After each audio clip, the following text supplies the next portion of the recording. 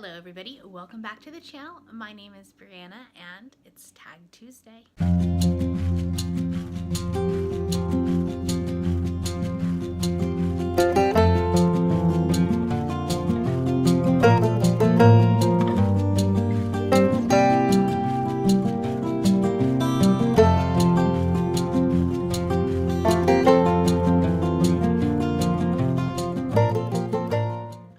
So if you are in the United States, then Thanksgiving is just a couple of days away, and so I'm sure you are preparing for that, or maybe you already had Thanksgiving over the weekend.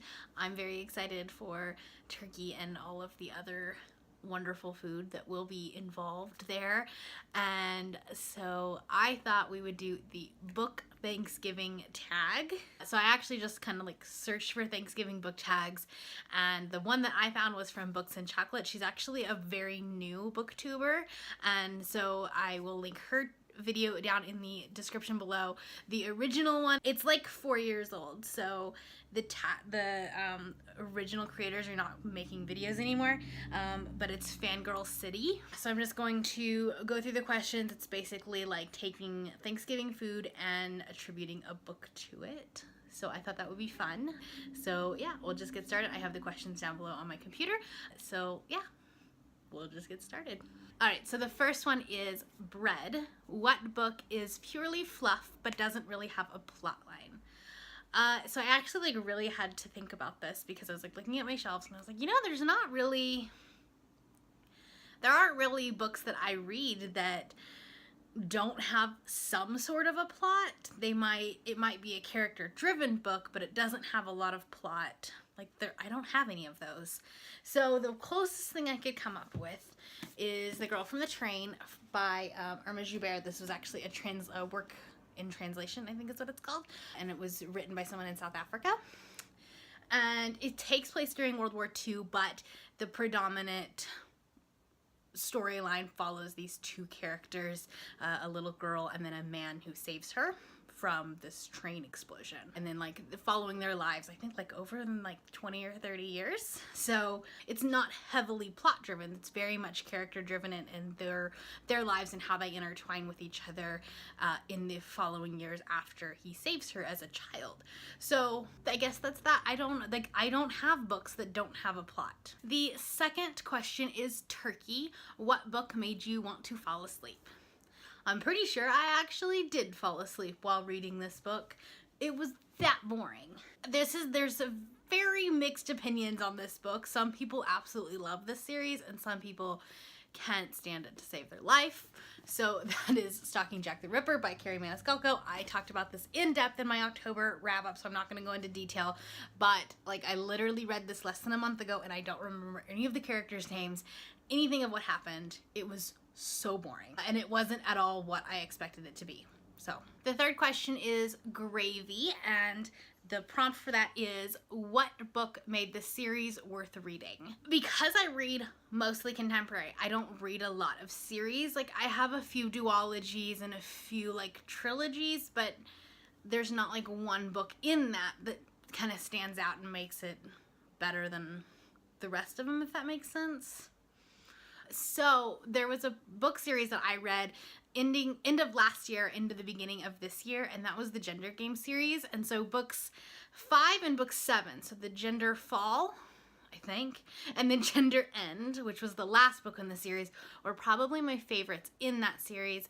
This series was a huge war between the country of Matris and the country of Patris. So the country of Patris is run by men. Women don't have a lot of authority or anything like that, and then Matris is women have all of the authority and men don't have any power or anything like that. And so there's this big war, and the war is 7 books long, and the series did tend to get a little bit formulaic, but the end was just perfect. It wrapped everything up, and it was and even though it was a dystopian book and people died in it, it just made my heart happy because things happened that should have happened.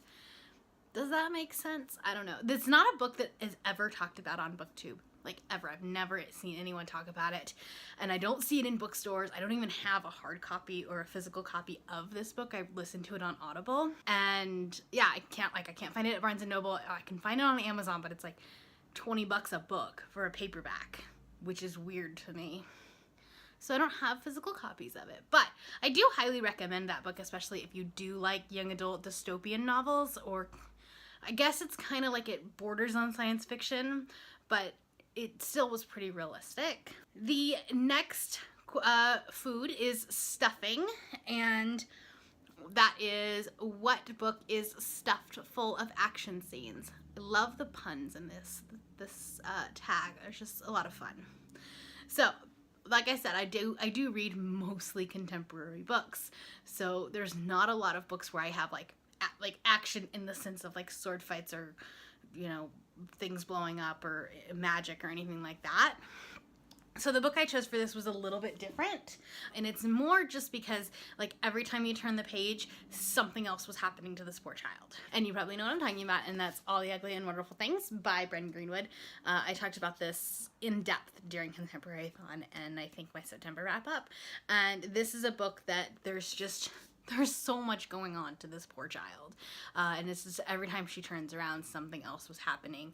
And so while it's not like an action scene in the sense that you would typically think of, still a lot going on for a contemporary book. The next question is mashed potatoes, and the prompt for that is what book looked good but then wasn't? And I have a slight problem with this because you can do mashed potatoes well. Sometimes they're terrible, like if you use a box. No offense to the people out there who use box mashed potatoes, but you can do mashed potatoes well. But this question was very easy because this book was super hyped up over the summer, early or late spring, that kind of time. I bought this book full price, and then like I didn't like it. And I know I've talked about this book. I think I've probably even used this in the last few tag videos, so I apologize. But that is The Wicked Deep by Shea Ernshaw. Yeah, I think I'd used it last week. Oh well, I'm using it again. That's literally the reason I keep this book. So yes, this book was definitely hyped, and like the cover is beautiful. And this book should have been really, really good. And it just really, really wasn't. I'm not going to go into detail about it because I've talked about it. Everyone's talked about it on BookTube. But this is just not my cup of tea. Which is sad because there are a lot of people that really, really liked the book. But I just was not one of them. And I don't know if it's just that I couldn't get past the really tropey things, or the fact that like the plot twist was just not what I wanted it to be. I don't know. I saw the plot twist coming. I don't know. The next question is corn, and that is to pick a book that is the corniest book you've ever read. So I think that a lot of smut that I read tends to be corny because it tends to rely heavily on tropes. And I think the one that probably is more so than anything else is Storm Damages and by Magda Alexander, I think is who that was. And I just finished this one up, so I just recently read it, which probably is why it's on my mind, but it was so tropey. Like, it was really good. It had a plot behind it, but like here are the tropes that it uses. Rich billionaire, woman who doesn't think she needs to be saved, pregnancy, hate to love. I think that might be it. Oh, the billionaire's British. Like, does that? Yeah. So, like, very tropey. But, like, I don't know. She did really well with it, but, like, it was one of those, like, books where you check off the tropes as you go along, I guess. It was on Kindle Unlimited. It was a book that showed up as a, like, this was recommended to you, and it seemed really interesting, and so I read it, and I enjoyed it. Like, I definitely enjoyed it, but it was definitely tropey. The next question is cranberries, and that is what book has the sweetest romance? For this book, I know I've used this book probably before too. I feel like I need to start using some new books so that I'm not recycling things. But I do really, really love this romance just because of how pure and how sweet it is. And so like when I was reading the prompts, this was the book that immediately came to mind. So I had no hesitation about it. And that is Autobiography by Christina Lauren. One of the reasons I really love this book is it does take place in Salt Lake City. And so it kind of is a little bit near and dear to my heart, and it's kind of a little more, I can more vividly see it.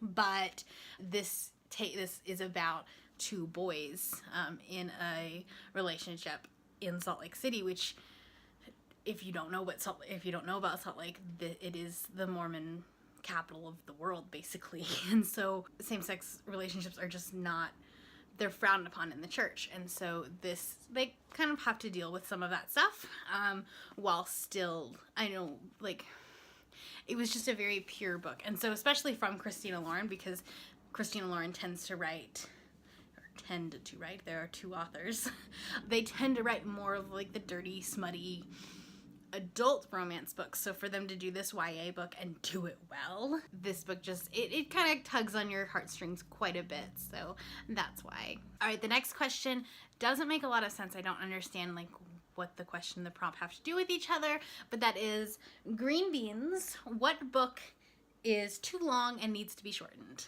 Okay, so I thought about this, and I chose The Woman in Cabin 10 by Ruth Ware.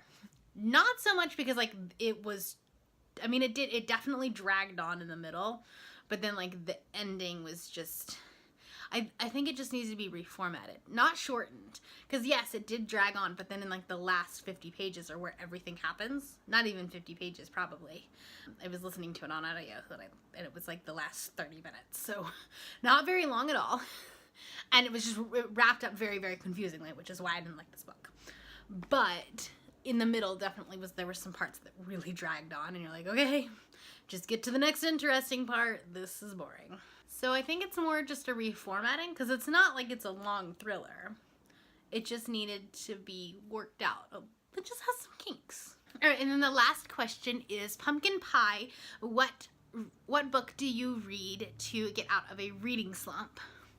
So I don't necessarily have, I don't have a specific book that I will reread in the event of a reading slump. I just tend to gravitate more towards the lighter, fluffier reads.